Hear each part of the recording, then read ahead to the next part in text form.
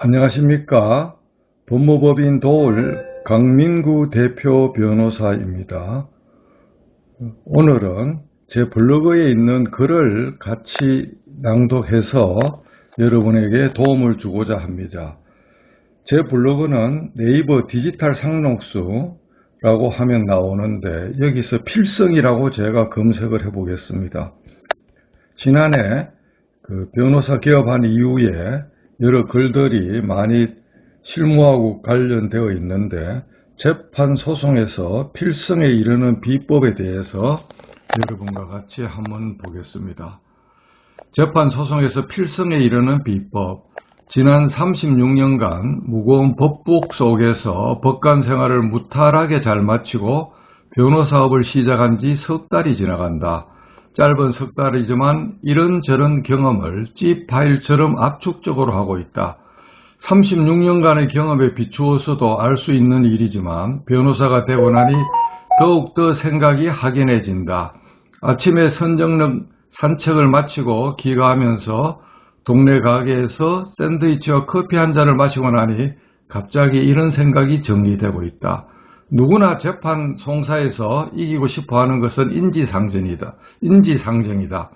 그리고 자기 견해나 자기 주장이 100% 옳다고 주장하고 하늘이 알고 땅이 알며 원고가 알고 피고가 안다고 법정에서 흔히들 부르짖는 것을 지난 30년간 수없이 봤다. 그렇지만 판사는 과거의 그 역사적 사실관계에 되돌아갈 타임머신이 없기 때문에 모른다. 한국 소송의 99%는 지나간 사실관계에 관한 분쟁이지 법리가 되는 사건은 1% 미만에 불과하다. 재판에서 필성에 이르는 비법은 과연 무엇이 있을까? 필자가 그냥 구술로 생각나는 대로 정리해본다. 첫째, 무엇보다 과거의 사실관계에서 자신이 정당해야 이길 수가 있다. 사실관계를 비틀어서 애곡하거나 거짓말하지 않고 있는 그대로 주장했을 때 이치와 상식, 법에 맞는 쪽이 이기는 것은 당연한 순서이다. 하지만 무조건 당연히 이긴다는 사건이 이 세상에 절대 존재하지 않는다. 이겨야 되거나 이길 수 있는 사건도 주장 입증에 실패해서 재판부를 설득하지 못하면 결국 패소 판결을 받을 수밖에 없다. 그렇다고 모든 판결은 진실이라고 단정할 수 없고 진실에 가까운 근사치에 불과하며 간혹 있을 수 있는 오판에서 사실관계가 틀리게 정리되는 것을 가끔 볼 수 있다. 아무튼 역사적 사실 팩트 관계에서 자신이 정당한 논거를 가지고 있어야지만 이기는 것은 당연하다. 그 다음번 두 번째로는 자신의 억울함을 법리와 판례 등에 맞게 제대로 설명해 줄 유능한 소송 대리인인 변호사가 필요하다. 어떤 기준으로 변호사가 유능하다고 판단할 수 있는지는 각자 사람마다 견해가 다르다. 마치 자기의 핏줄들이 그 사건 당사자인 것처럼 그 사건에 몰입하고 정성을 다하는 변호사가 아무래도 유능한 변호사일 것이다. 물론 다년간에 걸친 임상 경험인 판사, 검사, 변호사로서의 경력이 풍부하면 아무래도 유리한 것은 인지상정이다. 그런데 변호사가 사건과의 적당한 이격거리를 두지 않고 자신이 스스로 준 당사자처럼 되어 필요 이상의 일심동체가 된다면 오히려 사건 승소에는 마이너스가 된다는 것을 유념해야 된다. 나아가 변호사 선임 비용을 무작정 깎거나 적게 주려고 애쓰는 당사자가 주변에 너무 많은 것을 지난 1년간 보아왔다. 변호사에게는 돈의 두께가 열정을 투입하는 바로미터가 된다는 것은 옛부터 알려져 있어 왔다. 그것을 잊으면 아니 될 것이다.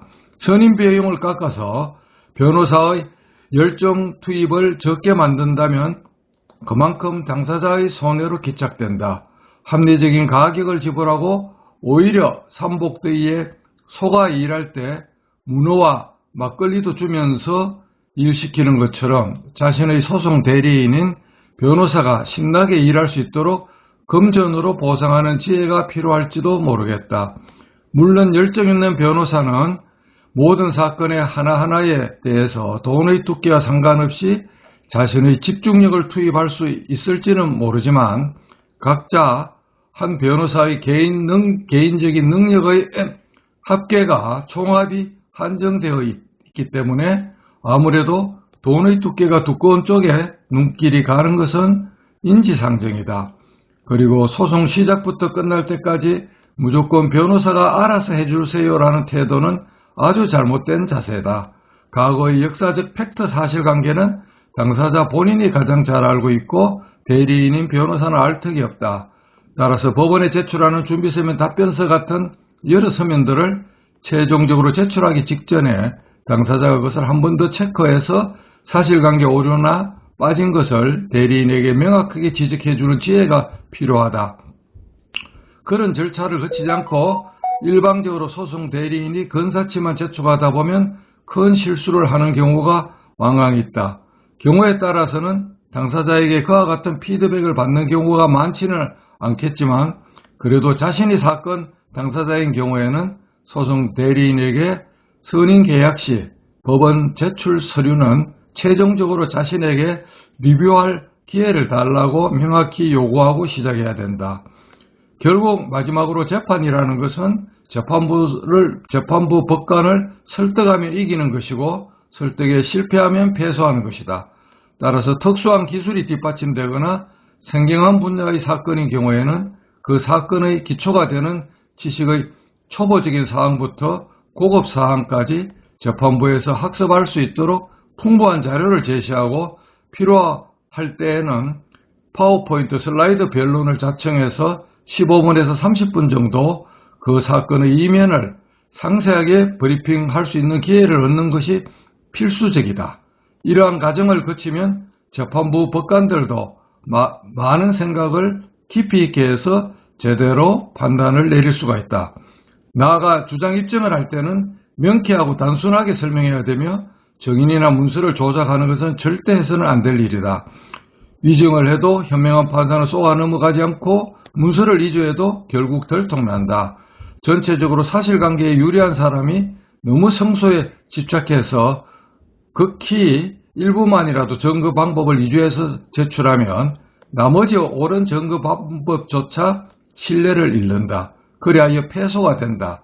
조급함을 버리고 차분하게 이길 수 있다는 확신을 가지고 스텝 바이 스텝으로 재판에 임해야 한다. 그리고 민사재판은 변론주의가 지배하고 있어서 당사자의 주장 입증 범위 내에서만 판단한다는 것을 잊어서는 아니 된다. 아무리 이길 수 있는 사람이 있고 그 방법을 재판부가 알고 있다 해도 그것을 그대로 법정에서 알려주는 것은 법관의 성명권 남용이 되기 때문에 현대 재판에서는 인정되지 아니한다. 월드컵 축구 경기에서 심판이 단순한 심판자의 역할에 그치지 않고 이길 수 있는 팀을 적극적으로 돕는 것이 금지되듯이 판사가 어떻게 주장 입증하면 한쪽이 이길 수 있다는 것을 알고 있어도 그것을 당사자 측에 일러줄 수 없는 이치다. 따라서 이러한 변론주의의 한계를 제대로 인식하고 최선을 다하는 자세가 성소에 이르는 척경이다. 마지막으로 제로섬 게임 결론만 기대하지 말고 적절한 비율로 분배해서 조정으로 사건을 마무리하는 것도 100%는 하지만 60에서 90% 만족할 수 있다면 조정이나 하해로 매듭짓는 것은 결국 성소나 다름이 없다 할 것이다. 최선이 아니면 차선을 선택하는 지혜가 반드시 재판 과정에서도 필요한 것이다. 오늘은 상식에 기초해서 성소에 이르는 비책을 구술로 정리했다. 아래의 링크는 2018년 글인데 눌러보면 재판 성소와 패소의 비법이다. 오늘 영상은 여기에서 마칩니다. 감사합니다.